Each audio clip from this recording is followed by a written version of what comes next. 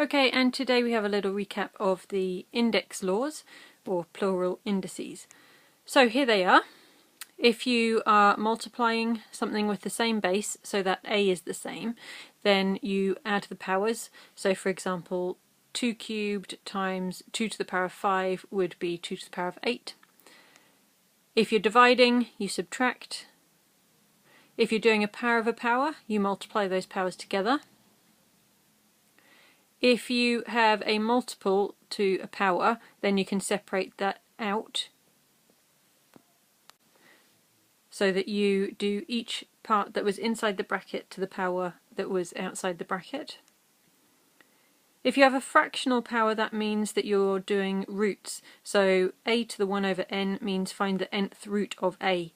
And you can also have a to the m over n, which would mean you're doing the nth root of a to the power of m, or the nth root of a all to the power of m.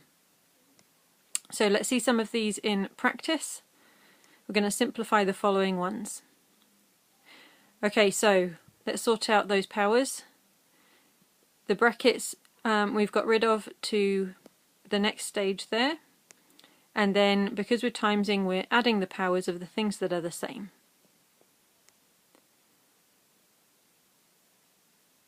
Okay, so next step, I'm going to get rid of those brackets by multiplying through those powers, and then simplify that division.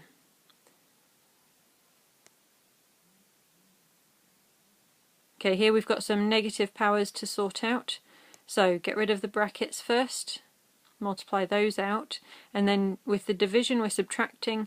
You're going to have to be a bit careful here so that if you do a minus minus it becomes a plus, and just keep track of all of those.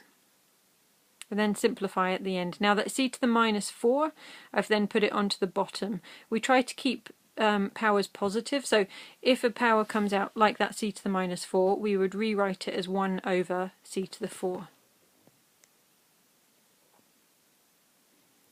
Okay, d squared to the power of a third over d to the third squared.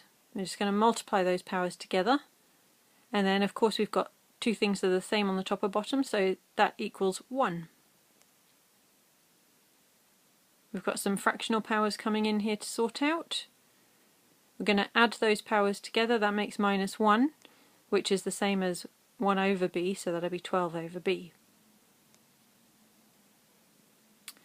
And now this type of question is one that comes up fairly frequently in AS, so you need to make sure you follow this one carefully. We've got 9 to the power of x equals 1 over 27. What we want to do is try to represent both sides of that equation as powers of the same base number. So 3s are what we're looking at here, because that 9 and 27 gives us the clue that it's powers of 3s. So we try to represent each side as a power of 3. Which we can then simplify to be 3 to the 2x equals 3 to the minus 3. Now, since those both have the same base on each side, that means that the powers must be equal as well. So 2x equals minus 3, therefore x is minus 3 over 2.